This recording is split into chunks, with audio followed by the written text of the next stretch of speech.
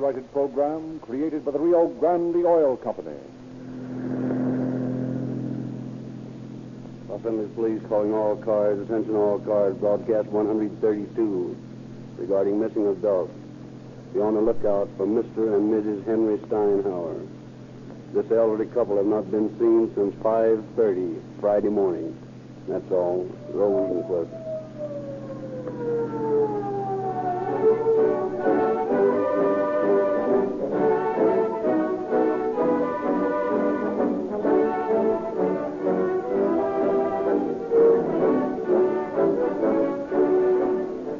Many listeners must wonder why it is that year after year, Rio Grande cracked gasoline continues to power more police and emergency cars than any other brand.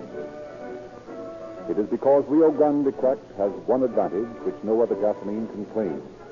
Here in the West, Rio Grande is the only company licensed to manufacture gasoline by the Sinclair cracking process, which is recognized the world over as the most efficient refining process known. Rio Grande has invested millions of dollars to build one of the finest cracking plants in America. The gasoline that is cracked in this great refinery has qualities you'll find in no other gasoline. Many cities and counties have tested Rio Grande crack, and their unbiased records prove conclusively that motors develop more power, speed, and acceleration with this scientifically balanced gasoline, and yet instead of being more expensive, Rio Grande cracked with tetraethyl is actually the cheapest gasoline they can buy. Figure your own gasoline purchases from the viewpoint of miles per dollar. And you, too, will find you can enjoy police car performance in your own car at no extra cost. And now it is our pleasure to present Chief of Detectives H.S. Seeger of the Los Angeles Police Department. Chief Seeger. Good evening, friends. The average citizen's concept of the police is limited, naturally, by his contact with them. The motorcycle officer, who perhaps gives him a ticket for a traffic violation, or the radio patrolman who may answer his call about a barking dog. It is our hope, and the hope of the sponsors of Calling All Cars, that this broadcast may give the citizen and taxpayer a clear idea of the complicated organization which lies behind the officer he may casually contact. It is an organization of highly trained specialists, criminologists, chemists, ballistic experts, an organization of hundreds of men employing the most modern systems of communication, an organization whose efficiency is not limited to the community it serves, but is an important cog in a great machine of similar organizations which represent society's only bulwark against the forces of crime. Your policeman is an honored soldier of a vast army which 24 hours a day does battle in your name in the never-ending war against crime.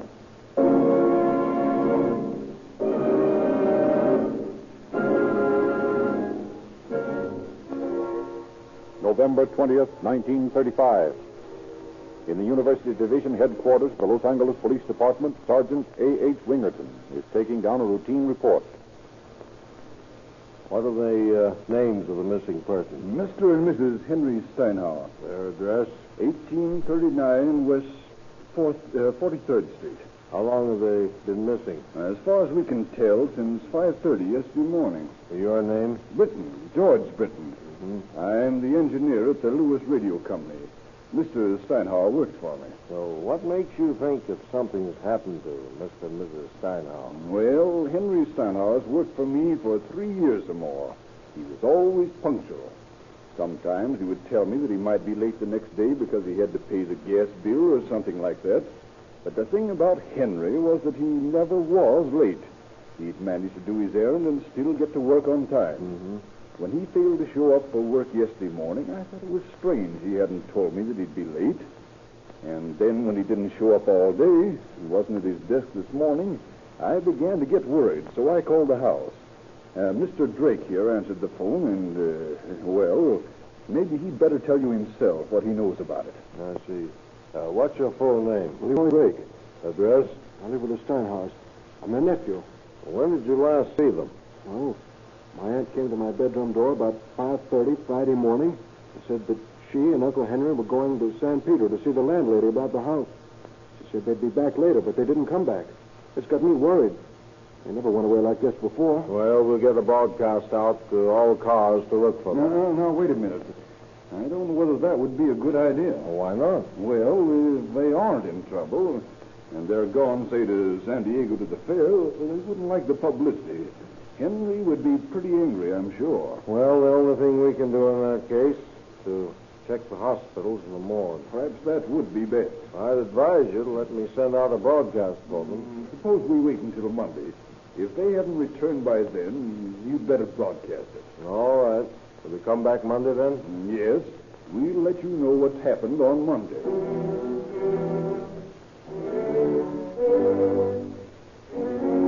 Over the weekend, Sergeant Wingerton checks the hospital, the morgue, the sheriff's office for news of the missing couple.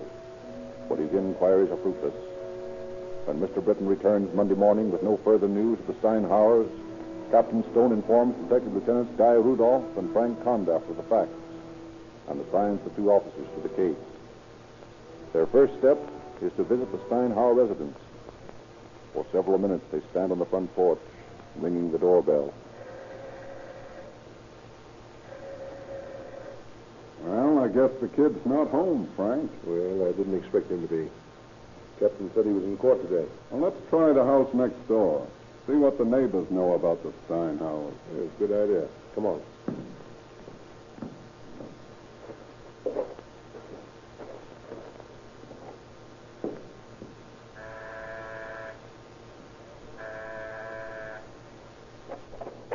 Yes? We're looking for Mr. and Mrs. Steinhauer. Nobody here by that name. Yes, I know. They live next door, but they don't seem to be at home. You know where they've gone? I didn't even know until just this minute what their name was. Oh, I see. You're not very well acquainted with your neighbors, then.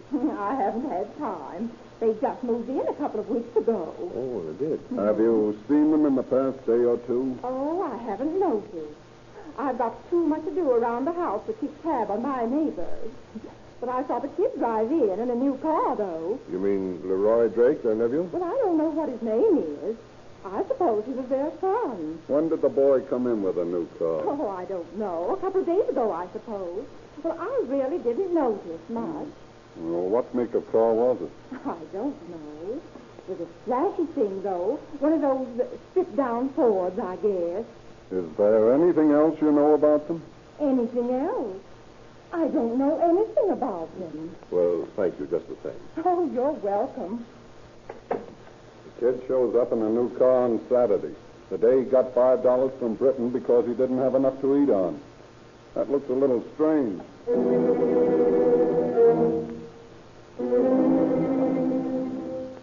That night, the officers tail Leroy Drake as he drives off in his stripped-down Ford.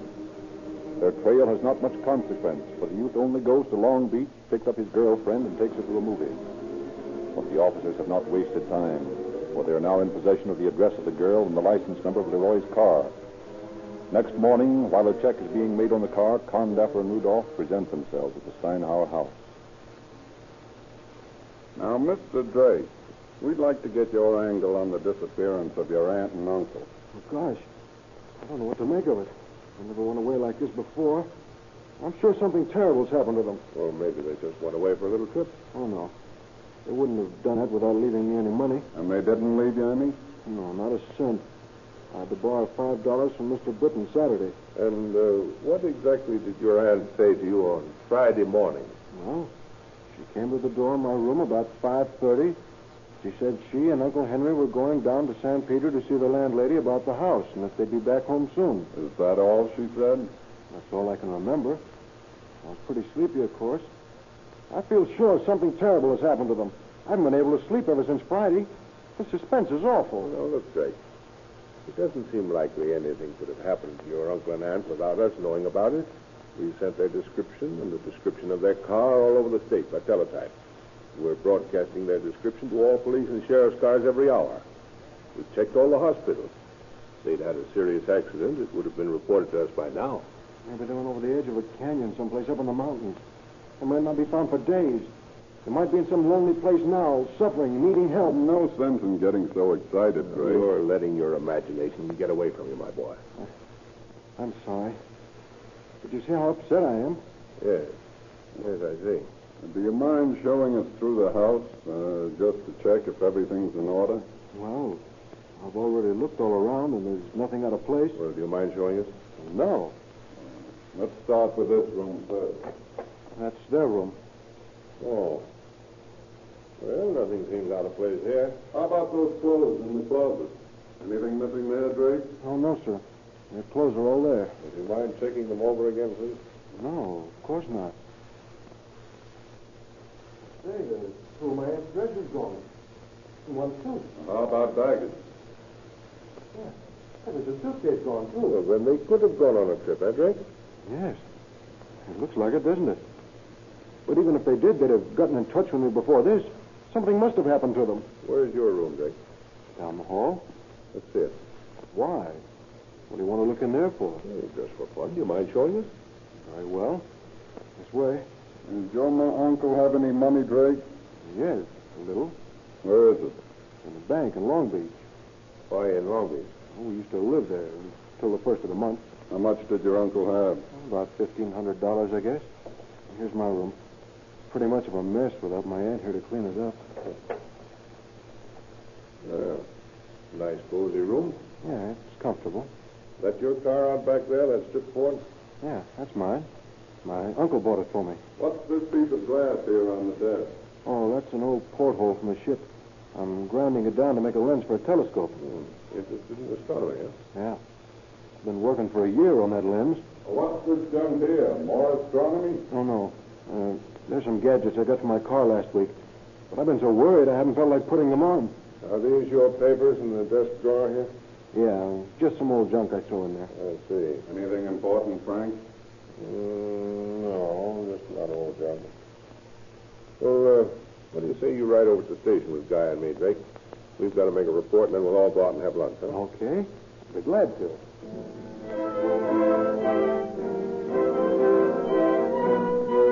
At the station, the two detectives received a report on Drake's car, and then, discussing the broadest generalities, they take the youth to lunch. An hour later, they drive him out to Exposition Park and begin to question him in earnest. Drake, we understand from what you and Mr. Britton told us that you were broke Saturday, and Mr. Britton lent you $5. That's right, he did. Yet among these unimportant papers we found in your desk drawer were receipts from an automobile supply store for tires and other car supplies amounting to more than $12. These receipts were dated Saturday. You see, Lieutenant Condever. Now, don't start explaining until you've heard what we've got to say. You also stated to us this morning that your uncle had some money in a bank in Long Beach. In your desk drawer, we found bank books for savings and checking account in your uncle's name on a branch bank at 49th and Western. I can explain that, you see. You told us that your uncle had bought you that car. But we've checked the car and find that you paid $150 for it Saturday afternoon, and that you bought it in your uncle's name. Now, how about it, Jake? What's the real story? I think you fellas know more about this than you're telling. Please don't keep me in suspense like this. What's happened to my uncle and my aunt? No hysterics. Drake, we want to know the truth about that money. Well, I lied to you about the money, I guess. You guessed. Yeah. Uncle transferred his bank account last week from Long Beach to the branch out on Western. On Saturday, I transferred $400 from his savings account to his checking account. You transferred it? What do you mean? Well, I drew it out. You mean you forged your uncle's signature? Well, you could call it that, I guess, but I didn't figure it made any difference. You didn't? Why not? Well, you see, that money was left me by my grandfather. Uncle Henry was keeping it for me until I was 21. I figured I was entitled to it, seeing as how Uncle and Aunt had gone away and left me. Where are your uncle and aunt, Drake? I don't know. I wish I did. But you guys know. You know a lot more about this than you'll say. They're dead, aren't they? Take me to them. Show me the bodies. The only one who can do that is you, Drake. What do you mean? I don't know anything about them. I don't know where they've gone. But you know. You found them. Probably dead in an accident, and you're keeping it from me. You're torturing me. Tell me what you've done with them. Where are you taking me now? Down to Long Beach. Down to Long Beach. What for? To see Maybelle. Now, listen, Lieutenant. You keep Maybelle out of this. She doesn't know a thing about it. She hardly knows me even. It didn't look that way the other night when you drove her home after the movies. What do you mean? We were following you.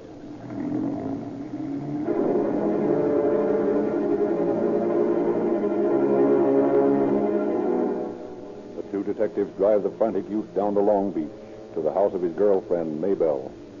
The officers interview the girl on the front porch where they can keep an eye on Drake, whom they have left seated in the police car.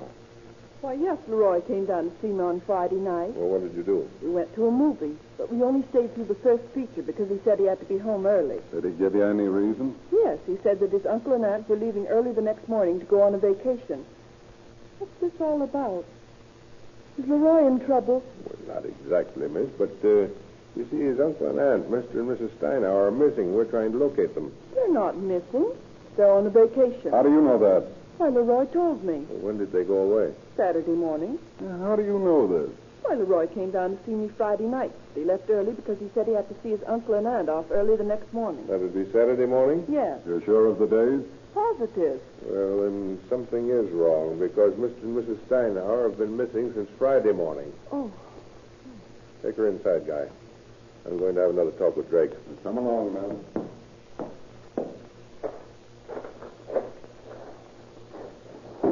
What's Rudolph going inside with her for?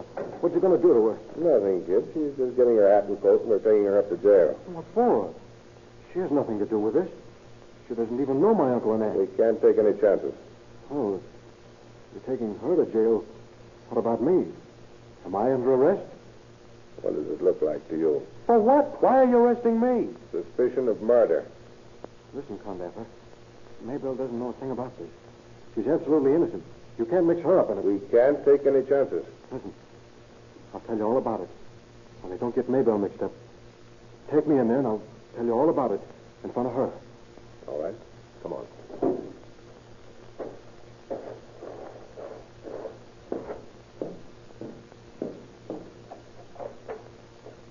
Drake's ready to talk, Guy. Go ahead. What's it all about, Leroy? Just sit down, honey, and I'll tell you all about it. It's going to be hard to take, but I got to tell the whole thing. In the first place, Maybelle, they got me on trial up in L.A. for auto theft. Leroy. Oh, I ain't guilty, honey. That's beside the point. I didn't tell you because I didn't want you to worry. But I couldn't keep it from my uncle and aunt. And they've been worrying plenty. Auntie's been brooding. Saying she couldn't face the shame of it. They sent me away. Uncle felt the same way, too, I guess, but he didn't say much. Anyway, they were a proud couple, so I guess that's the reason they did it. Did what? Committed suicide. Oh. Go on. Tell us about it. Well, when we were finishing up supper Friday night, Uncle Henry emptied his coffee cup, and a minute later he was gasping for breath and asking for water. He got up and stumbled into the front room and fell down. I was bringing the water into him, and I heard a thud. And I looked around, and I saw Auntie fall in her tracks. I ran back and took her pulse. And she was dead. And I went back with the water for Uncle Henry, but he didn't need it. He was dead, too. Oh, no. Where are the bodies? I'm coming to that. I didn't know what to do for a while. I just sat there and looked at them. Then it occurred to me that they were so afraid of the disgrace of me maybe going to Quinton, they'd be more ashamed if there was a lot of publicity about them committing suicide. So I figured I'd get rid of the bodies. Tell people they'd gone away, disappeared. Then they wouldn't be disgraced, see? I see quite clearly. Go on. There's nothing more to tell. You two guys know the rest. You found the bodies. That's the reason you've been playing with me all day like a cat and a mouse. You've got your confession. Only ain't you surprised? It isn't a confession at all, see? I haven't done anything. Except help a couple of old people to hide their shame. Now, take it easy, kid. Take it easy. You jump at conclusions. We haven't the slightest idea where the bodies are. We had no suspicions of you when we started to question you this morning. It was your own guilty knowledge and the fact that we didn't accuse you that made you tell us the whole story, if you have. Now, finish it up. Where are the bodies? I drove them off the pier over in Wilmington. You drove them off the pier. Yeah. I put Uncle Henry in the front seat and Andy in the back seat and propped them up so they'd look natural. Pardon me, please. I can't stand any more of this. Good. Go ahead, Drake. And I drove them down to Wilmington. I went out on a couple of piers, but there were too many people around. They were loading ships. Then I found a nice deserted pier, and I got the car rolling, slipped it in a high, and jumped out. Went right off the end. Which pier was it? On Graceline dock. I hung around for an hour to see if the bodies would float, but they didn't come up. So I went home. Are you telling us the truth? Of course I am. It's unbelievable. Well, I guess I'd better call headquarters and have them send a diver over there, Frank. Right. And we'll go straight over from here. That is, if Drake doesn't mind showing us his uncle and aunt's watery grave. Not at all. I'd be glad to.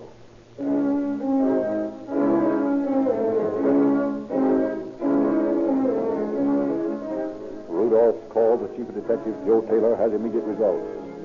By the time Drake and his police escort arrive at the end of the dock, a delegation of reporters and police officials are already there. And the fireboat, under the command of Captain Dykeman, with diving apparatus aboard, is steaming down the harbor. Here's the fireboat coming in.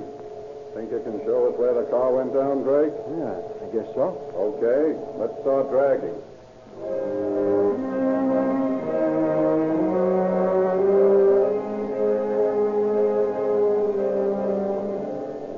The flat, dead sun drops its molten disk into the diurnal grave.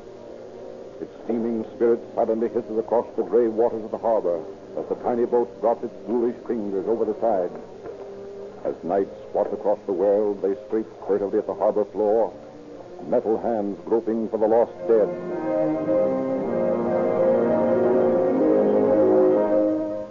The silent group of the living, huddled together on the deck of the fireboat themselves, become the image of the dead as the tiny licking fingers of the fog embrace them, transform them into formlessness. And each man, peering into the black, oily water, dreads the accomplishment of the mission which has brought him there.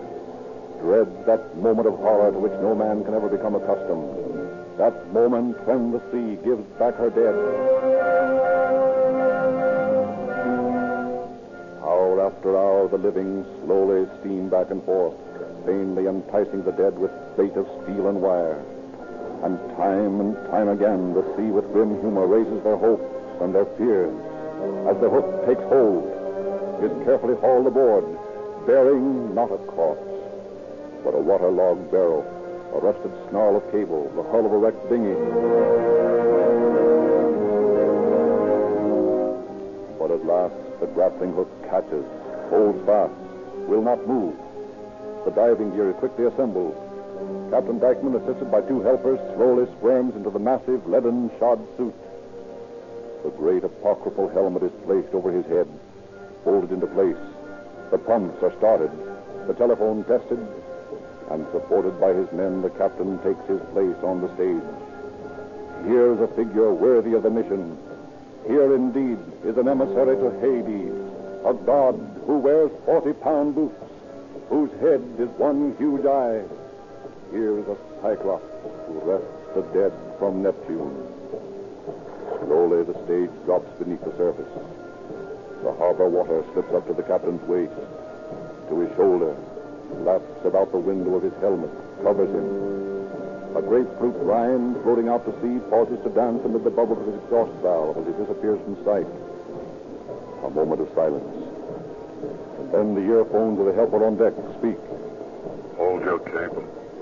I'm on bottom. All right, hold the cable. Have you found it, sir? It's buried pretty deep in the mud. Over on one side. If I can get this door open. There. This must be Mr. Steinhauer's body in the front seat. It's quite a job moving it. There. I've got him clear. Put him on the stage. You can haul him up while I get Mrs. Steinhauer out of the back seat. There you are. All the way to the stage. Easy. Easy. Mr. Steinhauer's on it. A few moments later, Mrs. Steinhauer's body is hauled aboard to lie beneath the tarpaulin beside her husband. Condaffer and Rudolph lead the emotionless Drake across the deck to the gruesome addition to their company. Drake, I want you to take a good look at these bodies and tell me if they're your uncle and aunt. Well, they look different. That's them, all right.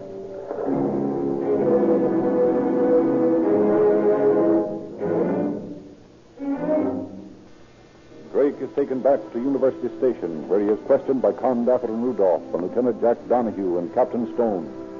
Stoutly, he sticks to his story that his aunt and uncle had entered into a suicide pact. But as midnight thins into dawn, it is evident that the relentless logic of the police is beginning to take effect. I don't see why you guys keep asking me these fool questions. You know more about this than you're telling. You've known more about it all along. You've been playing with me like a cat plays with a mouse. I'm sick of it. And we're sick of that crack-brained story of yours, that your uncle and aunt committed suicide. Listen, kid. In the first place, we've got forgery on you on your own confession. You're in a tough spot, and it won't hurt you any to tell us the truth. I know I'm in a tough spot. But I can't do anything but tell the truth, can I? And that's all we want. You told us that your uncle and aunt died from poisoned coffee they gave themselves. Is that true? Yes. When did this happen? At dinner Friday night. But you told the sergeant last Saturday that the last time you saw your aunt was at 5:30 Friday morning, when she told you she was going to San Pedro. Well? Is that true? Oh, yes. No, that is... Well, both statements can't be true.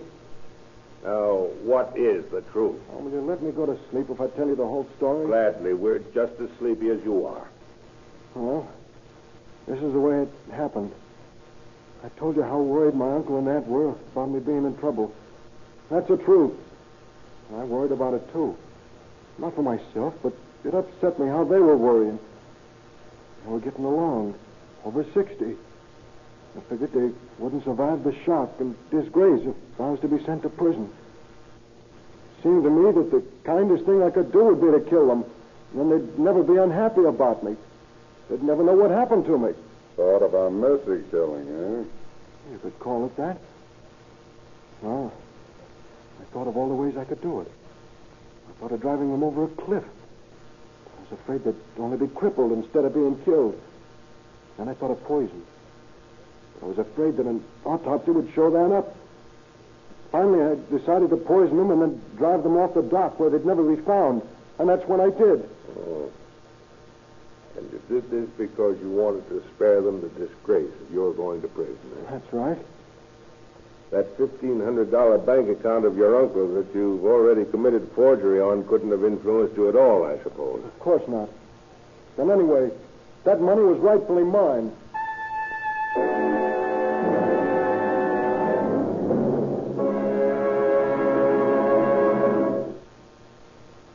Further investigations by the officers proved that this third story of Leroy Drake's was indeed true. The youth was identified at the store where he had bought the cyanide that killed his uncle and aunt, and the bottle which contained the poison and also carried Drake's fingerprints was subsequently discovered.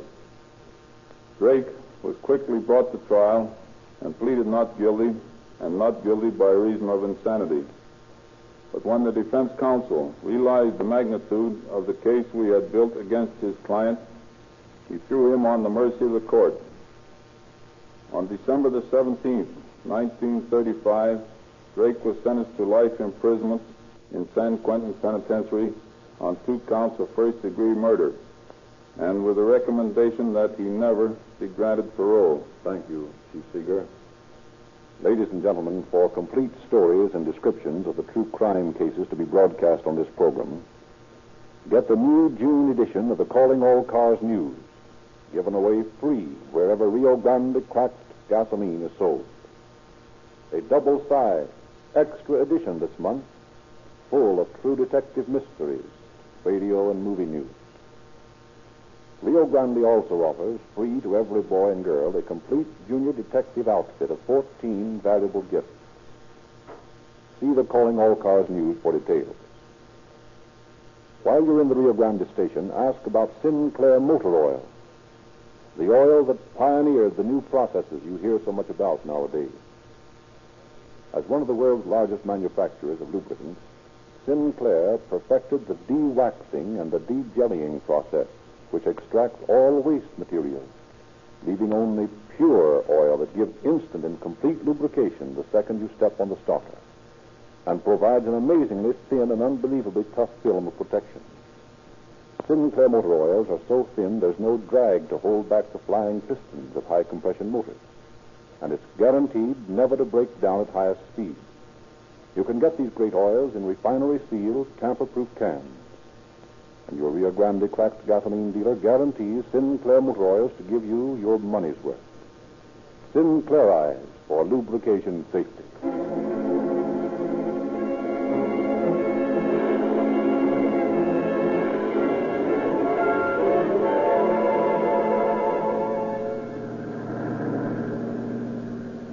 Los Angeles Police calling all cars, attention all cars, to cancellation broadcast 132 regarding 2 missing persons.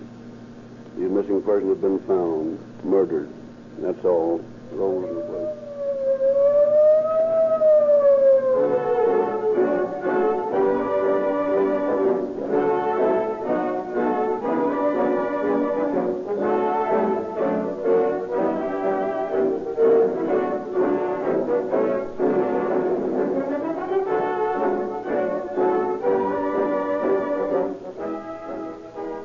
This is your narrator.